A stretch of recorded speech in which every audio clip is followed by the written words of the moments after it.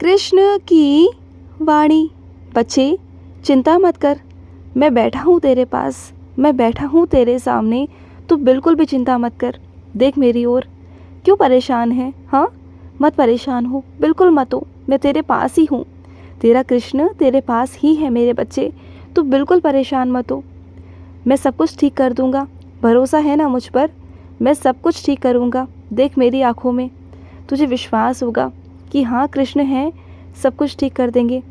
मुझे मालूम है कि चीज़ें तुम्हें बहुत मुश्किल लग रही हैं, तुम बहुत परेशान हो चीज़ों को लेकर, तुम्हें लग रहा है कि ये हो ही नहीं सकता। लेकिन मैं तुमसे पूछता हूँ कि तुम्हारे लिए शायद मुश्किल हो सकता है, लेकिन क्या तुम्हारे कृष्ण के लिए मुश्किल है? बताओ, तुम मुझे बताओ, चलो तुम बताओ मुझे, क्या मेरे लिए कुछ भी मुश्किल है इस दुनिया में? कुछ भी, कहीं भी, किसी भी कोने में, किसी भी स्थान पर, किसी भी इंसान के साथ, किसी भी देवी देवताओं के साथ, कहीं भी, कुछ भी मेरे लिए कुछ मुश्किल है क्या? तुम्हारे कृष्ण के लिए कुछ मुश्किल है क्या? जो बनाने वाला है वो बना भी सकता है और मिटा भी सकता है।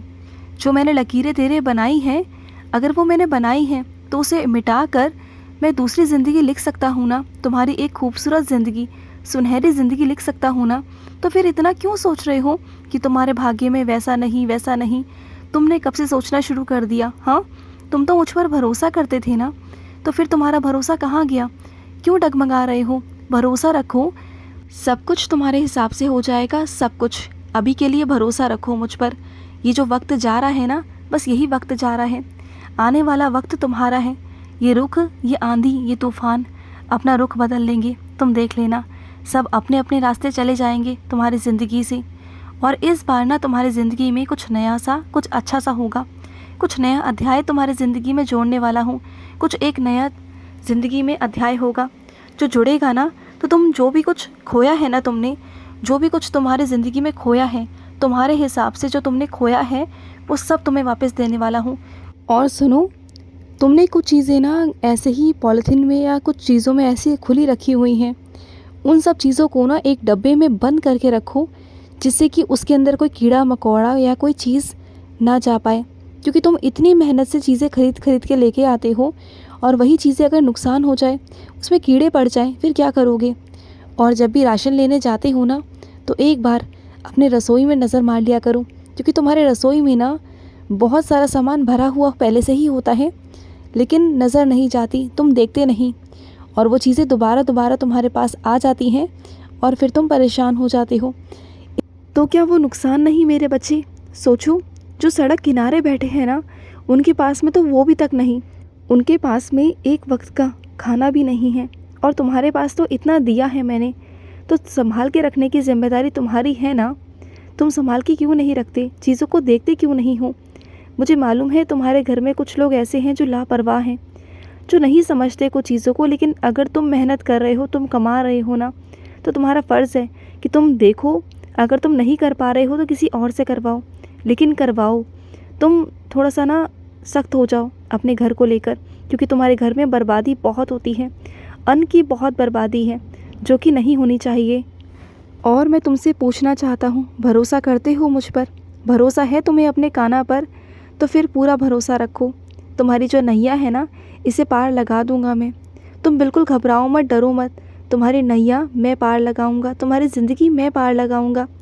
जो कुछ हुआ तुम्हारी ज़िंदगी में, अब उसके बारे में सोचना बंद कर दो।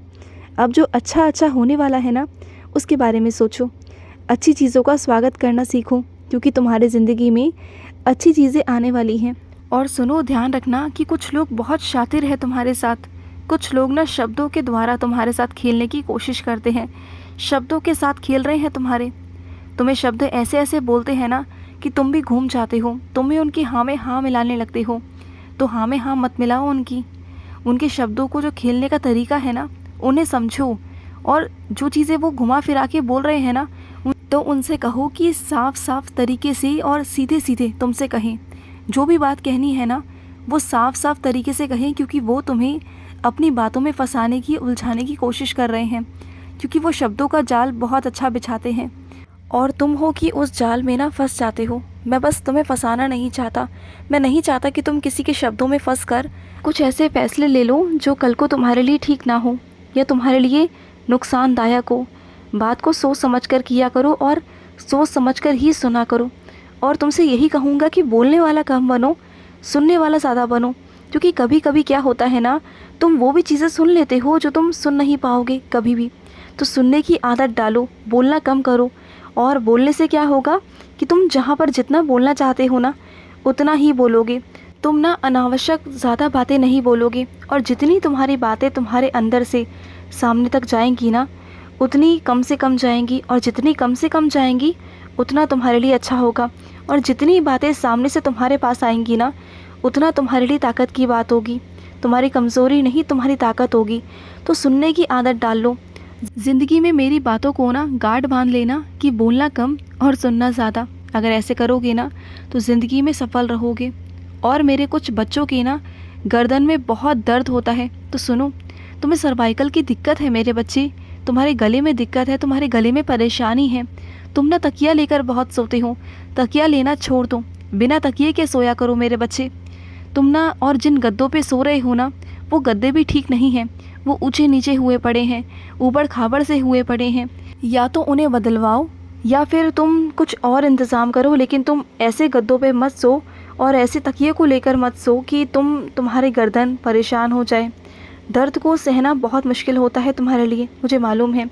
तो दर्द का इलाज है ना, तुम कुछ चीज़ें घर पे भी कर सकते हो। कुछ व्यायाम हैं जो तुम देख कर कर सकते हो, तो उन्हें भी किया करो। और व्यायाम करना तो कोई गलत चीज़ नहीं है ना, वो तो करना भी चाहिए और तुम कर भी सकते हो। पहले तुम करते थे, लेकिन बीच में तुमने छोड़ दिया। ऐसा मत करो ना। घर में भी तुम चलते फिरते, उठते बैठते व्यायाम कर सकते हो ना, तो दोबारा से आदत डालो। और सुनो, अपने कार्यों को, अपने कामों को ना खुद से किया करो। किसी और पर मत टाला करो, किसी और को मत दिया करो। देखा ना, तुमने किसी और पर भरोसा कर कर किसी और को काम दिया करने के लिए, तो क्या किया उसने? सारा काम ख़राब कर दिया। अब सारा दोबारा से तुम्हें वो काम करना होगा, क्योंकि वो काम सही तरीके से नहीं हुआ। और देखो ना, अब वक्त भी बर्बाद हुआ और चीज़ें भी बर्बाद हुई। अब इससे अच्छा था कि तुम ही उस काम को कर लेते, तो तुम अच्छे से कर पाते। ना वक्त की बर्बादी होती और ना चीज़ों की बर्बादी होती।